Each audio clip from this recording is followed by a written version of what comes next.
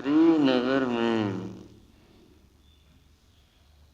आनंद की लहर व्याप्त, दीक्षाओं का बहुत ही सुंदर वातावरण बना। हर भाई बहन के मन में एक विशेष प्रकार की खुशी, ये खुशी धर्म की खुशी। सब दीक्षा नहीं ले सकते, परंतु अनुमोदना सब कर सकते। और जैन धर्म में 3 शब्द हैं: करना, करवाना और अनुमोदन। बंधुओं, जीव का बहुत बड़ा चारित्र मोहिनी कर्म का जब क्षय होता है, तब व्यक्ति में त्याग की भावना, नियम, व्रत, पचखान की भावना तब आ पाती। अन्यथा तो भाव ही नहीं आते। जब भाव नहीं आएंगे तो कार्य कैसे होगा? यह जीव का बहुत बड़ा कर्मों का क्षय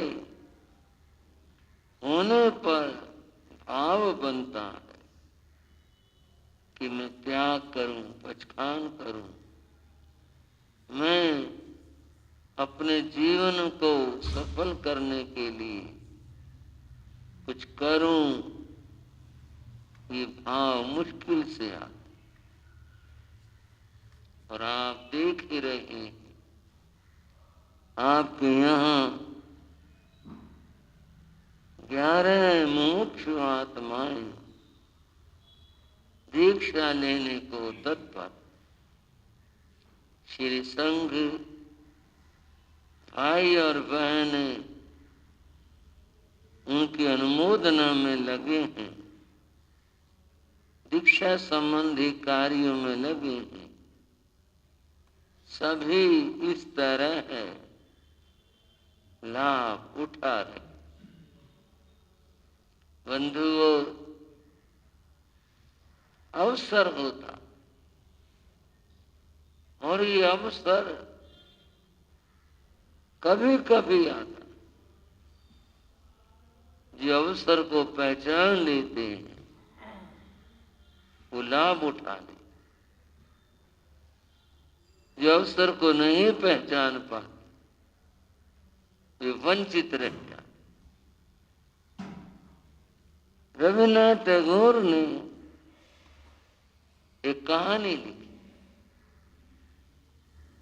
बड़ी सुंदर कहानी,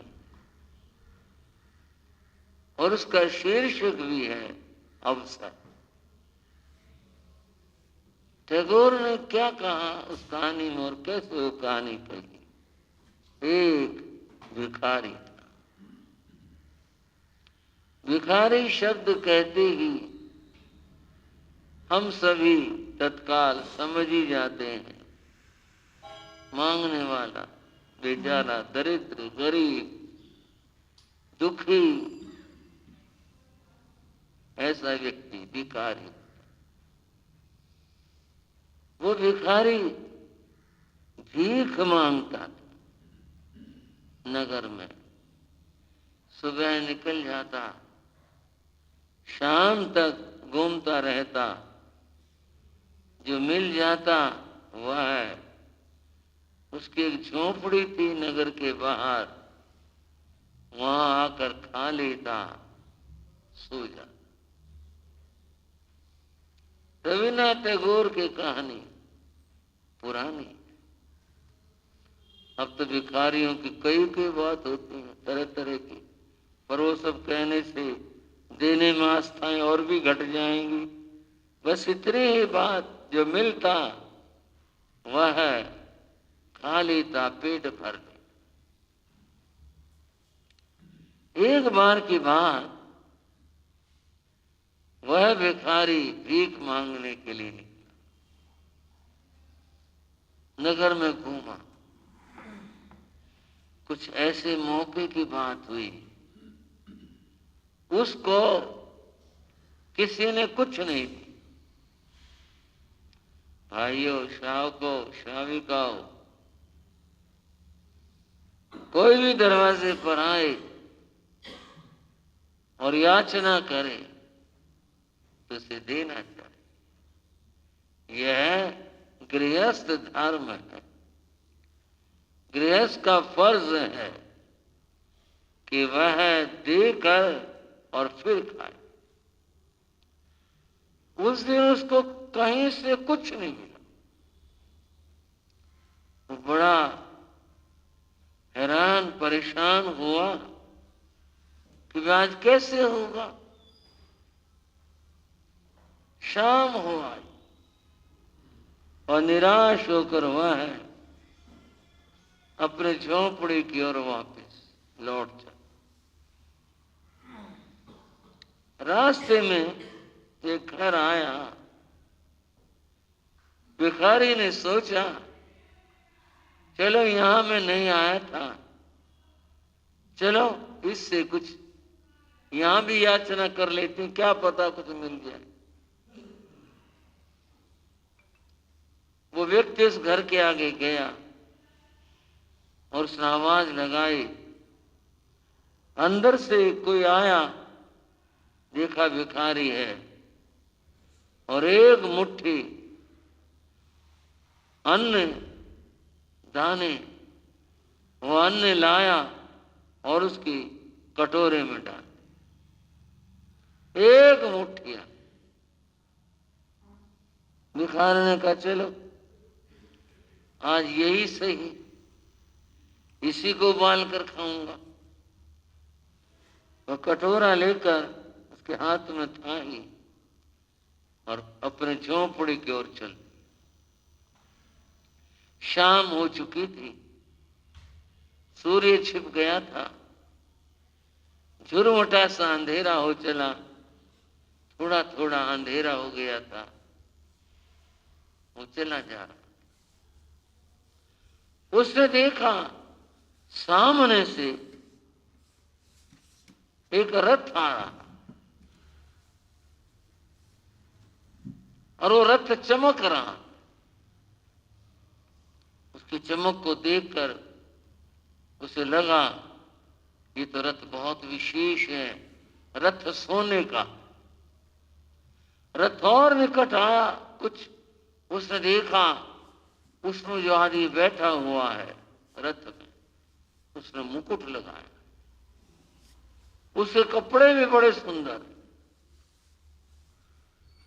लगता है जैसे सोने के, इतने सुंदर, सोने के तारों के बने।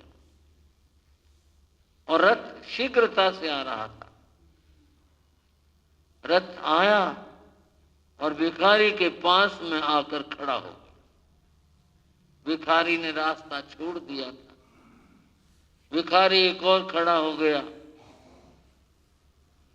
उस रथ में से वो आदमी जिसने मुकुट बांधा था, बहुत अच्छे कपड़े पहने थे,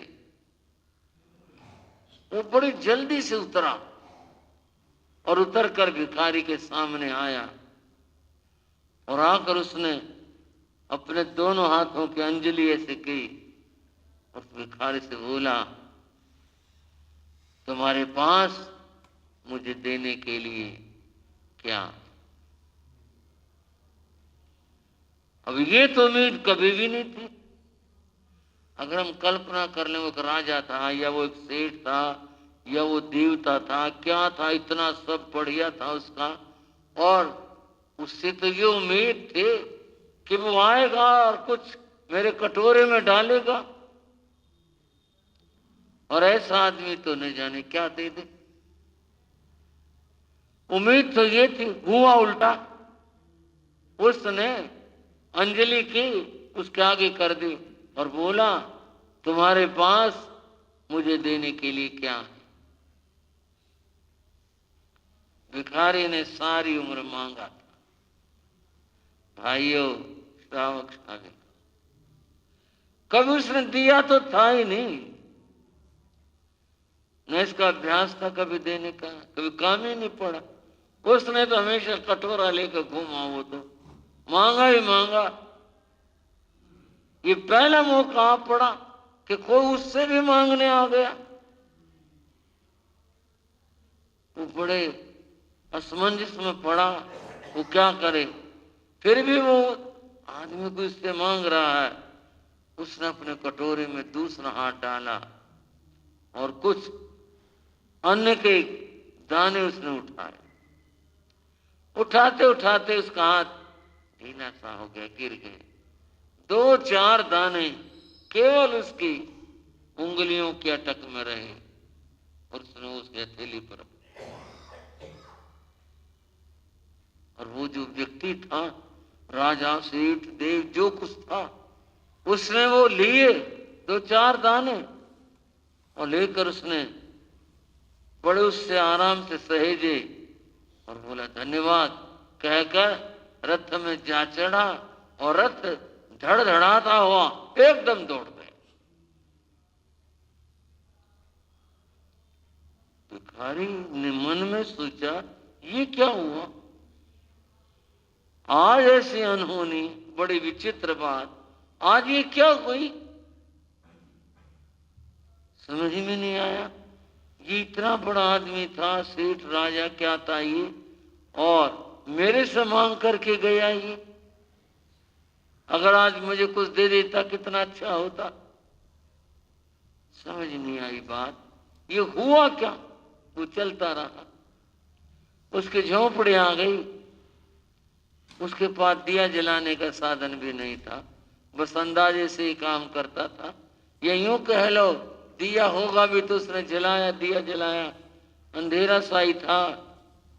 उसके कटोरे में जो अन्न के दाने थे, उसने एक पत्थर था उसके ऊपर डाले और रगड़ने के लिए, चक्की या कुछ आटा तो बना नहीं सकता था, रगड़ने के लिए पत्थर उठाया।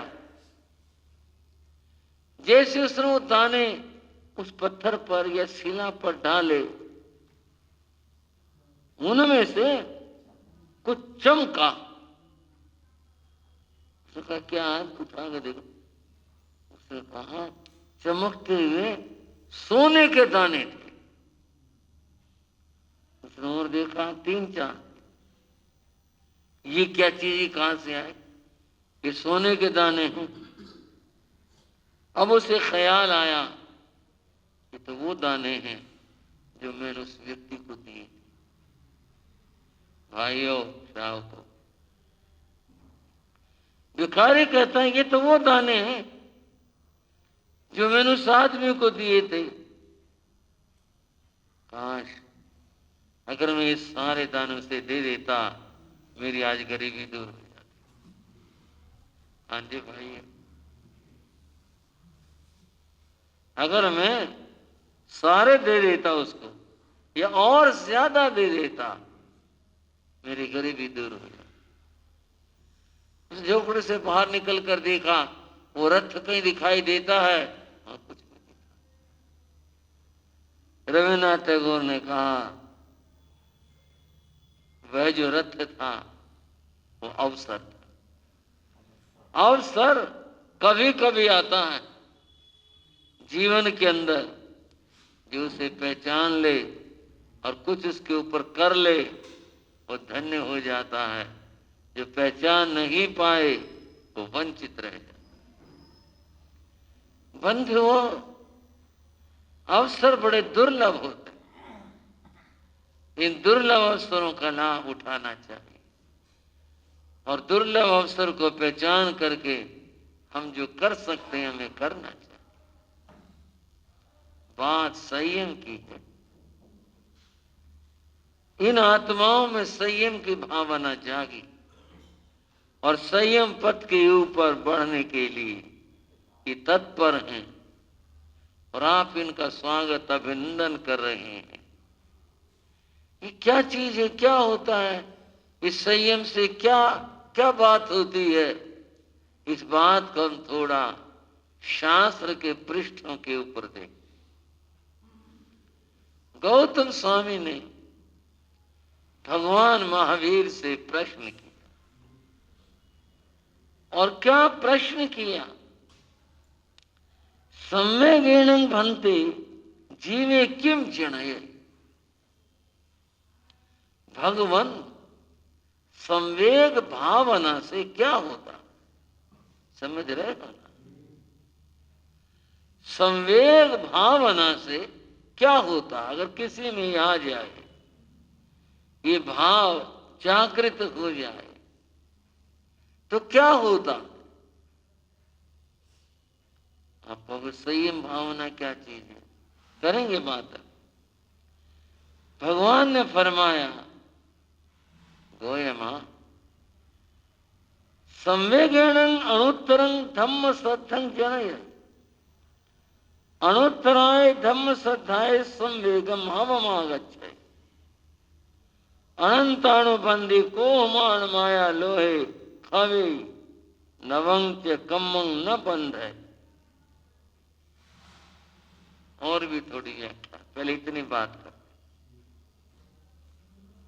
संवेग शब्द है, क्या शब्द है भाइयों? संवेग, समपूर्वक और वेग शब्द, इनके संयोग से जुड़ने से संवेग शब्द।